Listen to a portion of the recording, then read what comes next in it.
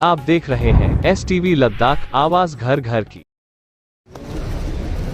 औज़ुबिल्लाहिमिनश्शैतानिर्रजीम, बिस्मिल्लाहिर्रहमानिर्रहीम।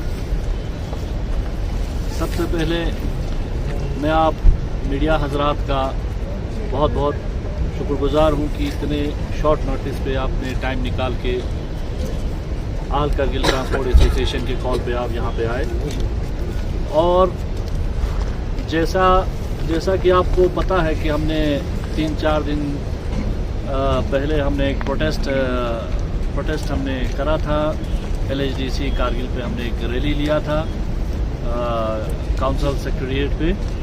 तो उसके बाद जैसे हमारे ऑनरेबल चीफ एग्जीक्यूटिव काउंसिलर साहब ने भी प्रेस ब्रीफिंग दिया था कि हमारे एजेंडास क्या हैं वहाँ पे, और यूनानिमसली हमने यही मांग करा था कि हमें यूटी परमिट दिया जाए। और सबसे बड़ी बात, जो हमारे गाड़ियाँ सीज हो रही हैं, और मैं आप मीडिया हजरात से ये गुजारिश करूँगा कि हमें लगता है कि आज हम ब्रिटिश इंडिया के दौर में जी रहे हैं। इतनी ज़बरदस्ती, इतना डिक्टेटरशिप हिंदुस्तान के आज तक के दौर में हमने नहीं देखा। जब से हमारा J&K स्टेट यूटी में कन्वर्ट हुआ, हमारे लद्दाख रीजन को यूटी अनाउंस कर दिया गया, उसके बाद हम सबको यही तवक्को था कि परमिट के इशू में, जैसे कि लॉ भी है, रूल भी है, आइदर हमें डिस्ट्रिक्ट परमिट और स्टेट परमिट और नेशनल परमिट का हमें ऑप्शन दिया जाएगा। जो कि लास्ट टाइम जब ले से RTO साहब यहाँ पे आए थे, हमारे CC साहब ने मीटिंग कन्वीन किया था, उस टाइम पे भी मिनट्स ऑफ मीटिंग STA का यही उनका तय हुआ था कि डिस्ट्रिक्ट परमिट, स्टेट परमिट और नेशनल परमिट दिया जाएगा। लेकिन आज के दौर में मैं आपको बताता चलूँ कि हमारे कमर्शियल जो टैक्सीज हैं, उनको जिनका पहले ऑल J&K रूट परमिट हुआ करता था, उनको ज़बरदस्ती सीज किया जा रहा है, और उसके बाद उनको ऑप्शन नहीं दिया जा रहा है। उनको ये ऑप्शन दिया जा रहा है कि आप अपनी गाड़ी हमसे रिलीज़ करवा लो और डिस्ट्रिक्ट परमिट में इसको कन्वर्ट कर लो, जबकि ARTO के पास डिस्ट्रिक्ट परमिट में भी कन्वर्ट करने के लिए अभी तक कोई ऑर्डर नहीं है। हिंदुस्तान के तारीख में वर्बल ऑर्डर कब से चलने लगा ये मुझे भी समझ नहीं आता, लेकिन हमारा यहाँ पे जो ARTO साहब हैं वो हमें ऑफ़र कर रहे हैं कि आप डिस्ट्रिक्ट परमिट कन्वर्ट कर लीजिए, लेकिन अभी तक हमें as such black and white में कोई नोटिफिकेशन, कोई ऑर्डर नहीं मिला है। लिहाजा खैर, हमारी जद्दोजहद, हमारी लड़ाई आप मीडिया हजरात को बखूबी पता है। इस पे ज़्यादा न जाते हुए, आज all Kargil transport association UT Ladakh ने ये फैसला लिया है 28 सितंबर 2022, यानी कल नहीं, परसों के बाद हमारे तमाम कमर्शियल व्हीकल, चाहे वो बसेस हो, चाहे वो लोड कैरियर्स हो, चाहे वो टैक्सीज हो, कंप्लीट चक्का जाम रहेगा, कोई भी मूवमेंट नहीं रहेगा। और हमारे जो टैक्सीज या बसेस या जो बाकी कमर्शियल व्हीकल्स जो बाहर हैं, फ़िलहाल करगिल में नहीं है, हम उनसे भी अपील करते हैं कि कल शाम तक अपनी अपनी गाड़ियाँ किसी भी हाल में अपने अपने यार्ड में पहुँचा दें, और इसके बाद कंप्लीट चक्का जाम रहेगा। 28 के बाद हमारा कंप्लीट चक्का जाम रहेगा। खैर, क्योंकि ये चक्का जाम तब तक रहेगा जब तक यूटी एडमिनिस्ट्रेशन हमें कोई पॉजिटिव ऑर्डर पास जब तक ना करे, तब तक हम इस चक्का जाम को ओपन नहीं करेंगे। लिहाजा जैसे हमने लास्ट टाइम भी जब प्रोटेस्ट करा था, हम करगिल के तमाम रिलीजियस इंस्टीट्यूट्स, पॉलिटिकल इंस्टीट्यूट्स और बाकी सारे एसोसिएशंस का भी शुक्रगुजार हैं कि उन्होंने हमारे साथ अपना ताउन जताया था। हम आप मीडिया हजरात से भी, क्योंकि आप मीडिया वाले बात में हो, पहला आप करगिल के शहरी हो। अगर मेरा जनरल पब्लिक से भी ये अपील है, अगर आप लोगों को लगता है कि यूटी परमिट इशू ना करना हमारे करगिल डिस्ट्रिक्ट के साथ ज्यादती है, तो मैं अपील करता हूं तमाम रिलीजियस इंस्टीट्यूट, तमाम पॉलिटिकल इंस्टीट्यूट और तमाम सोशल एसोसिएशंस को कि वो इस चक्का जाम में बढ़ चढ़कर हमारा साथ दे, क्योंकि ये जो कॉज है ये पर्टिकुलरली टैक्सी का नहीं है, ये कॉज करगिल के आने वाले फ्यूचर का है। अगर आज हमें यूटी परमिट नहीं दिया जाता है कि ज़ंस्कार भी डिस्ट्रिक्ट बनने वाला है शायद, और नुब्रा भी शायद डिस्ट्रिक्ट बनने वाला है, तो हमारे लिए ये सर्वाइवल का इशू हो जाएगा। और अगर इतना ही यूटी एडमिनिस्ट्रेशन को करगिल का एक्सेप्टेंस नहीं है, तो वो भी हमें ब्लैक एंड व्हाइट में ऑर्डर देके हमें बता दिया जाए।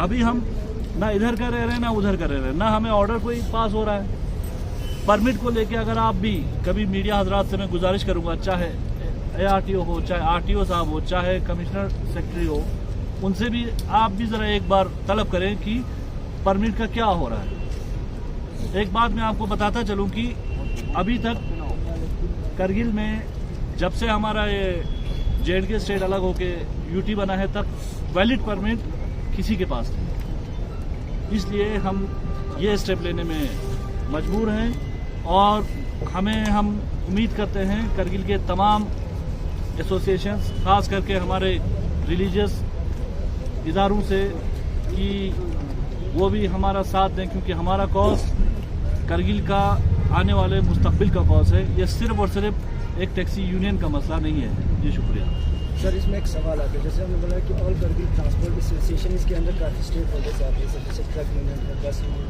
टैक्सी से, ओमनी वैन, लोड कैरियर, और आपका जो जेन्युइन इश्यूज़ जो आप लोग बता रहे हैं सर, या आप लोग सीज़न के स्टार्टिंग में आप लोग इश्यूज़ निकाल के आते हैं, सीज़न के एंड में मेन सीज़न में जो है ऐसे इश्यूज़ उभरते नहीं आ रहे। और आपके जितने भी इश्यूज़ हैं, आप पूरा कंप्लीट सवाल से जितने भी इश्यूज़ हैं अभी तक, चाहे यूटी एडमिनिस्ट्रेशन हो, LHDC काउंसिल और डिस्ट्रिक्ट एडमिनिस्ट्रेशन हो, अभी तक कोई आउटपुट हमें देखने को मिल रहा है, क्योंकि बहुत पहले से आप लोग ये स्ट्राइक करना वगैरह देते हुए आ रहे। और सोर्स के मुताबिक हमें ये भी इत्तलात मिली है कि आपके एसोसिएशन के अंदर जितने भी स्टेक होल्डर्स हैं, जैसे ट्रक, बसेस, मैंने पहले भी बता दी, उनका सही कॉपरेशन आप लोगों को मिल रहा है। इब्राहिम साहब इस पर बिस्मिल्लाहिर्रहमानिर्रहीम।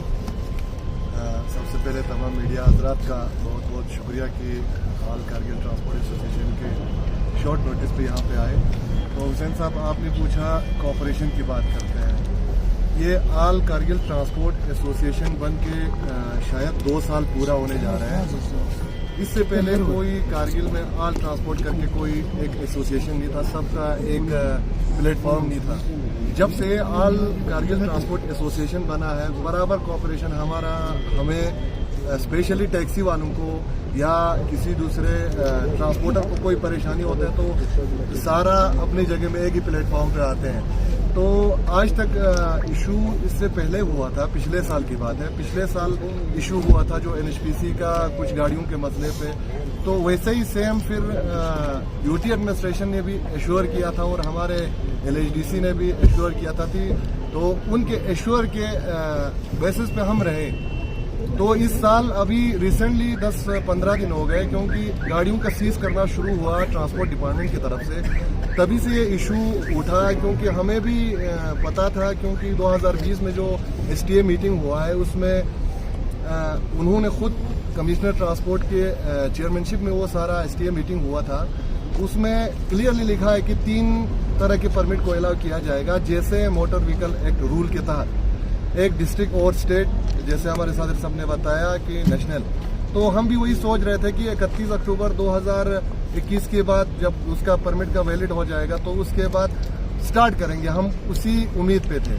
तो फिर विंटर आया, विंटर में सबको पता है लद्दाख में सीजन क्या होता है। तो इस साल मार्च अप्रैल के बाद हमने वही सोचा कि नेक्स्ट अभी बजट वाला जो सेशन है इसमें करेंगे। तो अभी लास्ट में हमें उठना इसलिए पड़ा क्योंकि गाड़ियों का सीज करना ट्रांसपोर्ट डिपार्टमेंट की तरफ से स्टार्ट हुआ। इससे पहले भी हमारा बात चल रहा था कमिश्नर साहब से भी और आरटीओ साहब से भी।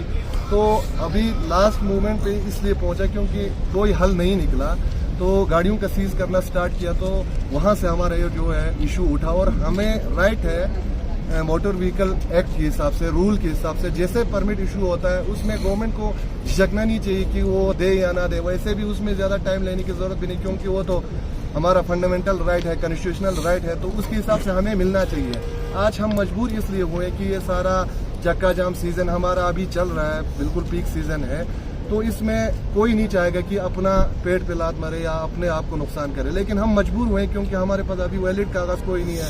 अगर खुदा न खास्ता अभी कुछ रास्ते में इंसिडेंट या कुछ अगर हो जाता है तो हमारे गाड़ी वाले को, गाड़ी मालिकान को भी बहुत परेशानी है, इसीलिए हमें यह कड़ा स्टेप उठाना पड़ा। तो रियाज साहब ने बताया कि 28 को पूरे कंप्लीट स्ट्राइक होगा सर। इसमें जो आपके रूटीन टैक्सी जो श्रीनगर जाना होगा, ले संस्कार उनको भी हमारा 28 तारीख के बाद मैं आपको फिर से बताता चलूँ, कंप्लीट चक्का जाम है। यहाँ से कोई कमर्शियल गाड़ी का मूवमेंट नहीं होगा। और मैं हमारे तमाम करगिल के जनरल पब्लिक से अपील करता हूँ कि जितना हो सके अननेसेसरी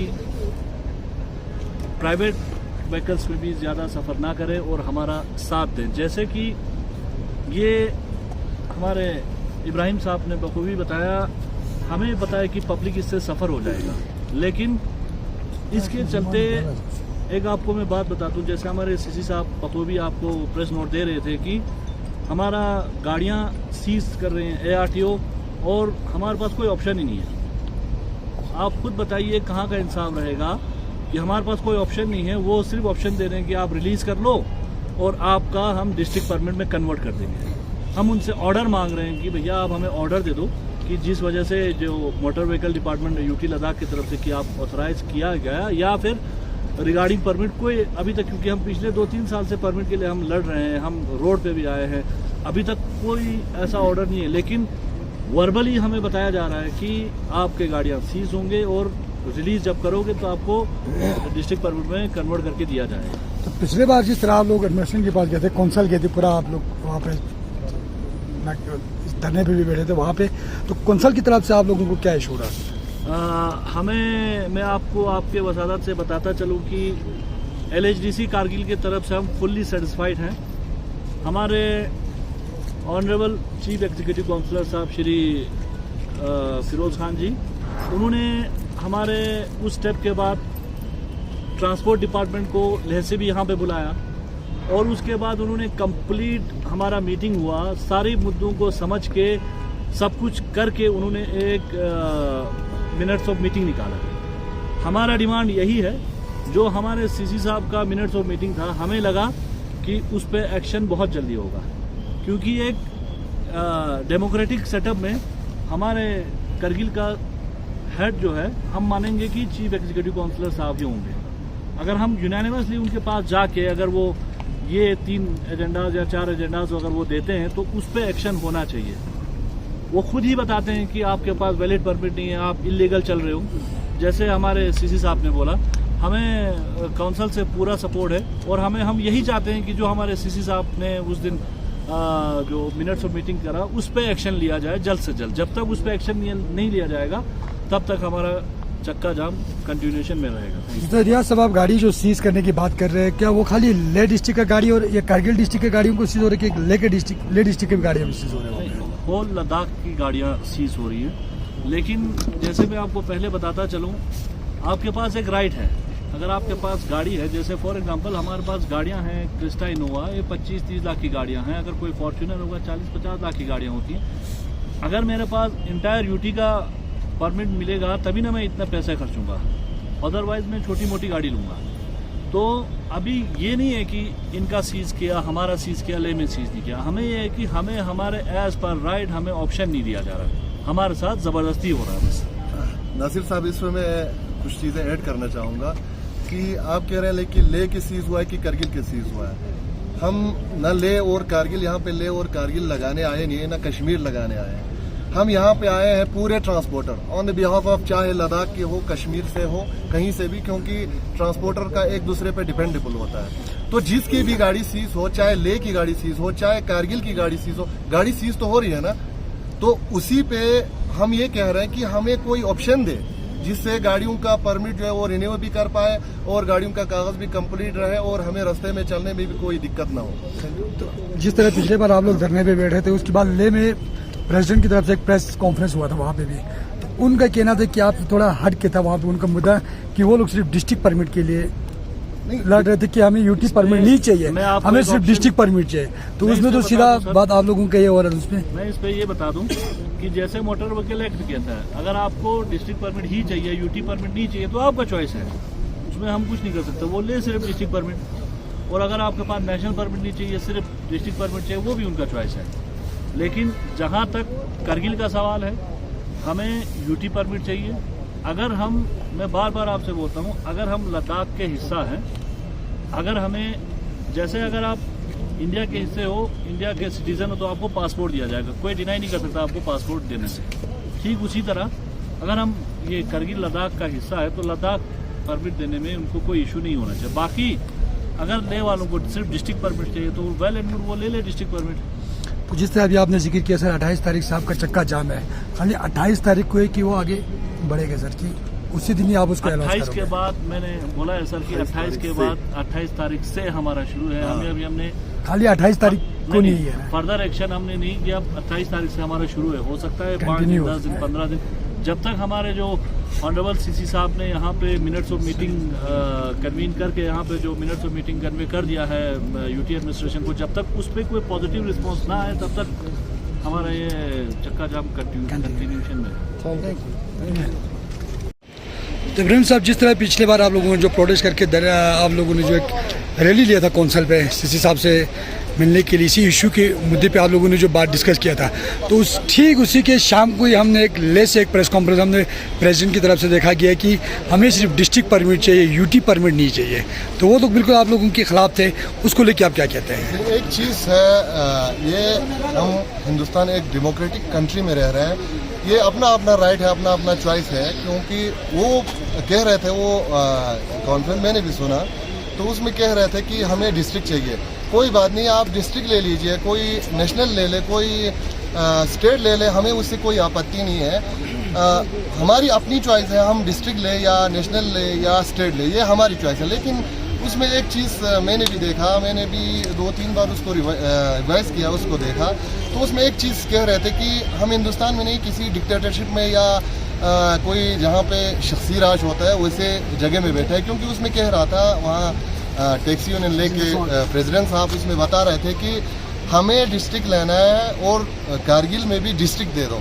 ये देखो, किसी के कहने से, किसी से डिक्टेट करने से नहीं चलेगा। ये देश कानून के हिसाब से चलता है और कानून के हिसाब से चलेंगे, और कानून के हिसाब से जो जिसका राइट है वो मिलना चाहिए। और इसमें उन्होंने ये बात कही, मुझे लगता है उनको, अगर हिंदुस्तान की कानून यहाँ पे इम्प्लीमेंट करने में उनको डर किस चीज़ से है, क्योंकि ये तो हिंदुस्तान की आईन है, मोटर व्हीकल एक्ट 88 है, तो उस हिसाब से हम जो चीज़ मांग रहे हैं उस हिसाब से मांग रहे हैं, हम कोई गलत चीज़ नहीं मांग रहे हैं। तो उनको भी ये समझना पड़ेगा कि अगर हिंदुस्तान में रहना है, हिंदुस्तान के आईन के हिसाब से और हिंदुस्तान में जो एक्ट बनाए उसी के हिसाब से चलना होगा। हिंदुस्तान के कानून हमारे सबसे ऊपर है, जो भी है हम कुछ नहीं है, हमसे ऊपर ही कानून है। तो कानून के हिसाब से बात करना भी चाहिए और कानून के हिसाब से चलना भी चाहिए और कानून का इज्जत भी करना चाहिए।